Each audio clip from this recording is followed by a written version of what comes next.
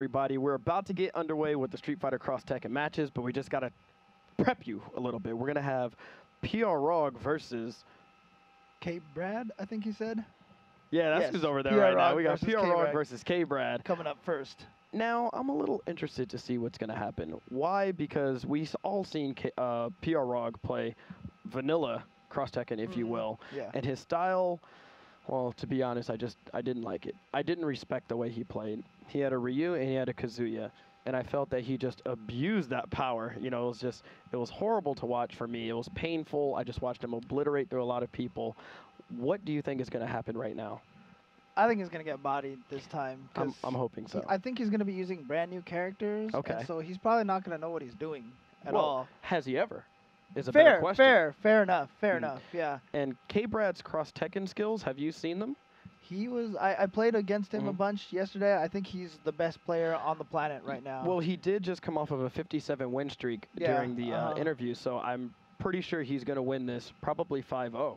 5-0? I mean, I think it's going to be so bad that PROG's going to quit after 3 games. I would like to see that, but it's going to be interesting. So why don't we just jump over to them and see what's going to happen, guys? All right. So, if I'm not mistaken, Kbrad is going with Cammy and Xiaoyu. Oh, okay, yeah. Well, I like that he's using Cammy. You know, he's got to stick to his guns. Yeah, exactly. You know, and PROG, is he using Balrog?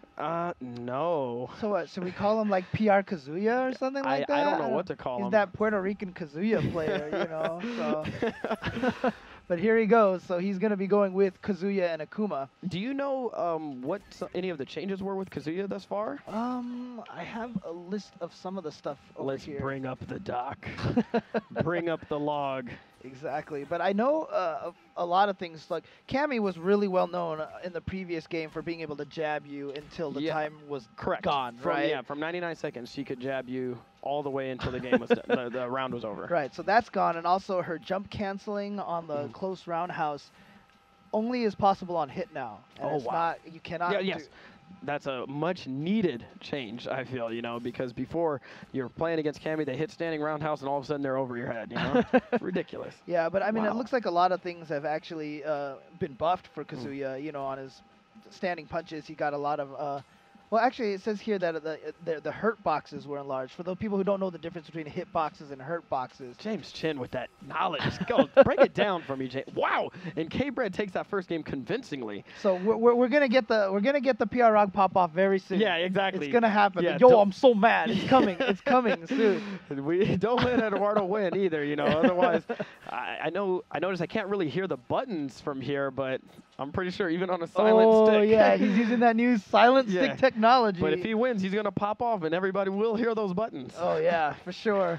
But yeah, I was talking about the hitbox and the hurt box. Yes. Hitbox is where your move can hit the opponent, and the hurt box is where you can be hit. So if a hitbox overlaps with a hurt box, you've hit the opponent.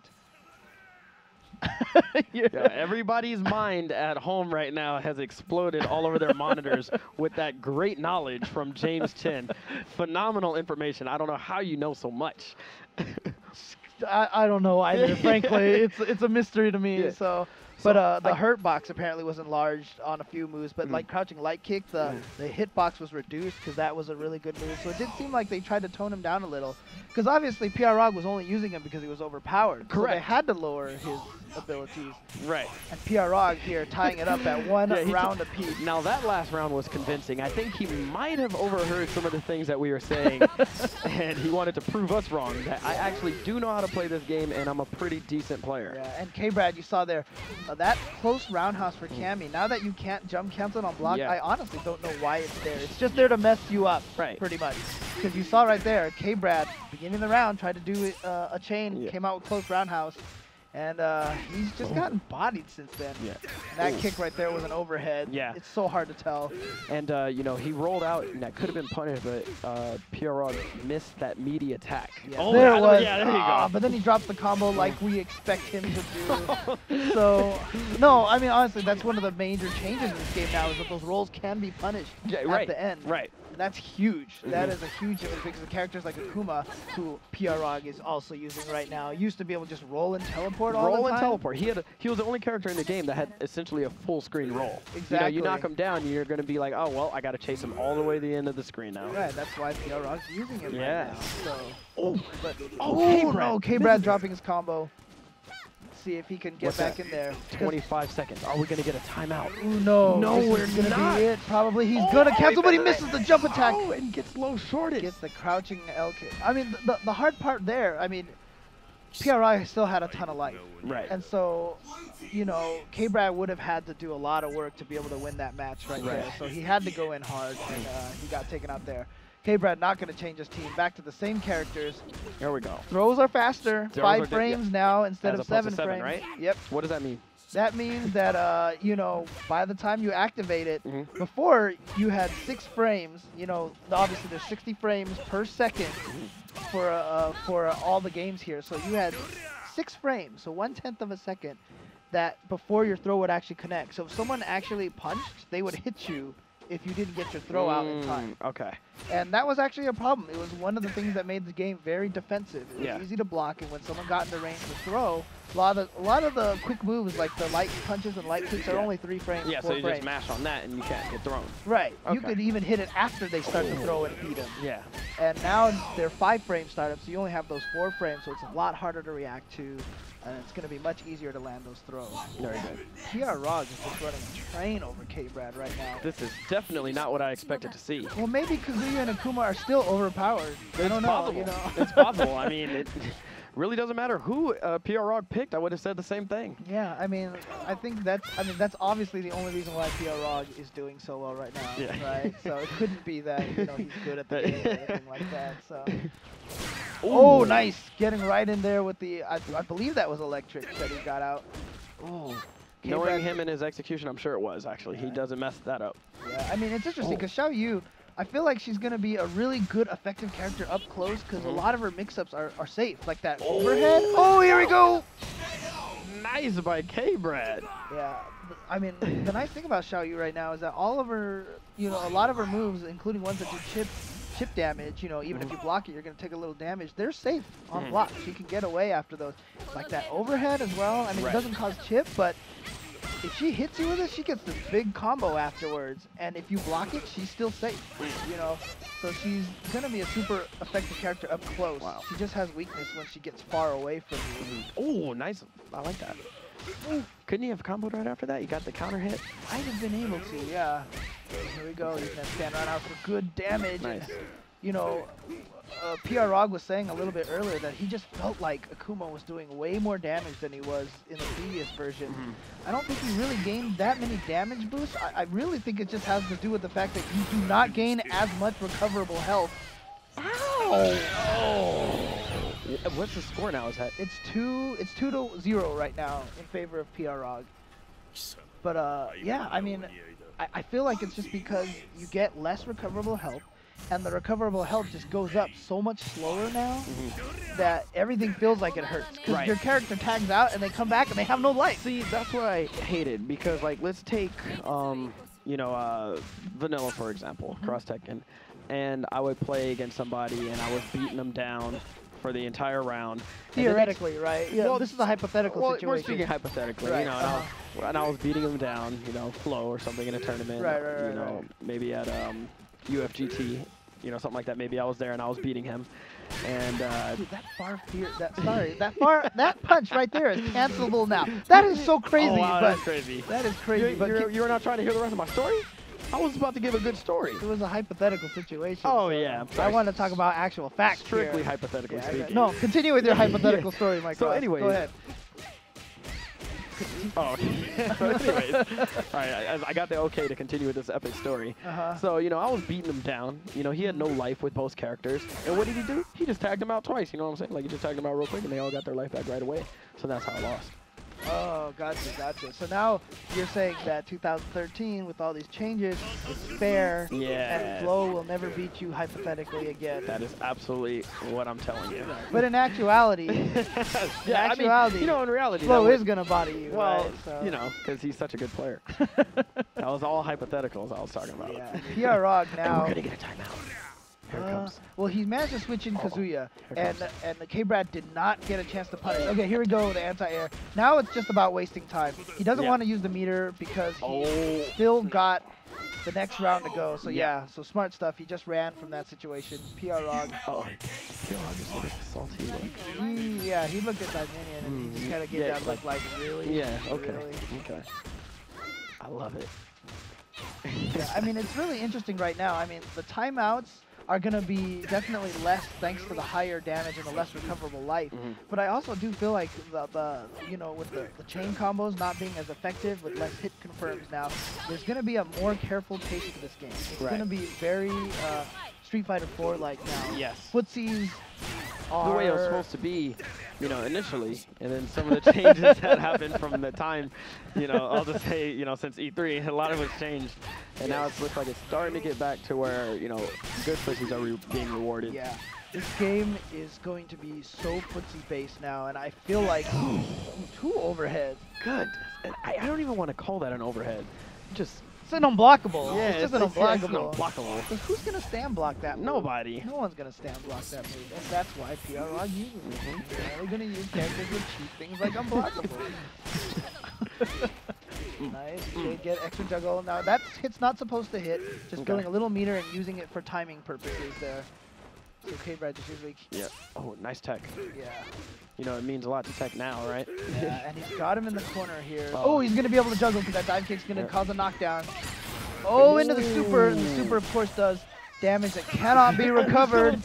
Eduardo's feeling himself right now. I heard that cackle. I heard that Eduardo cackle, the Prog cackle. He's very excited with his own performance. And you see right there those the cross tags. Oh! The shoulder shrug. Yeah. He is ready. It is 3-0 right now. And you see, you know, the chains now. When you go into the launcher, they don't do the zoom. It doesn't freeze. It happens a lot faster. You know, every time when I was playing earlier, every time it happened, I thought I blocked it or something because I wasn't used to it. But I'm getting more accustomed to it now. Oh! That's okay. We're good.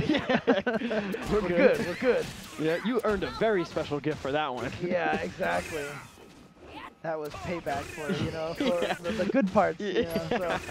But wow, look at this rush down from Pierre. Oh, finally got counter poke from Cammy. And hit confirms are going to be really important. Those links are going to be important again. You know, you're going to see a lot more Street Fighter 4 style combos for hit confirms instead of using those chains. Why is she attacking for so long? I want something like that. She's got a mind of her own there, just continuing and attacking. But Kbrad didn't quite take advantage of that situation, Cammy. Not with overhead, so he really kind of just had to wait until that sequence was done and go for the mix-up after that throw or low in that situation. Probably could have gotten a few dive kicks for chip or something, but chose not to go that direction.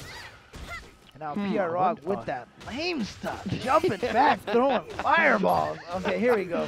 Oh! Is that far fierce? I'm sorry, that far fierce being cancelable just looks incredible. Crazy. Yeah. It's incredible.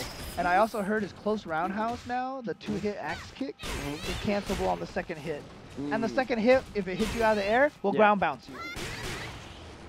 Really? Yeah, and so you get a combo off that. So if someone tries to backdash away from you and you do close roundhouse, if that second hit catches them on the backdash and catches them out of the air, because you're airborne in the backdash, he will get a combo off you. He will get a combo. I think that's Eduardo's game. Eduardo. And look at him, he's happy. He's happy. He's happy. Eduardo wanted that timeout. Yeah, that's all he wants to go for now. Back to Cammy.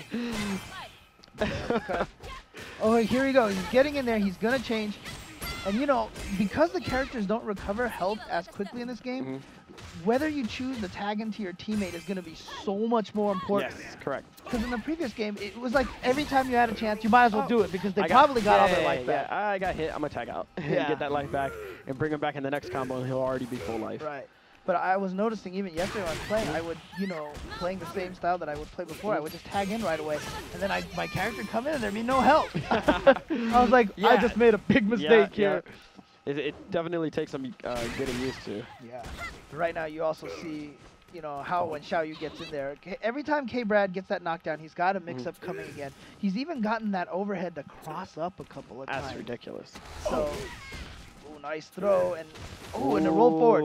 And see, this is the interesting thing. So before, you know, roll or just get up in place was kind of like a 50-50 mix-up, right? Yes. Now that the rolls are punishable, it changes the mind game. It changes that mix-up so much considerably that most people are going to get up normally. And in fact, a lot of players, I feel like, are going to get so used to getting up normally, they're going to forget they have the roll. Yeah, like what you're talking about, I feel is the game actually probably like a year from now, you know, when more people are getting the hang of it. Because I thought about that as well. You know, that's going to be the, there we go. Oh! He's just going to run now. Yeah, he's going to run. He's going to run. He's going to run.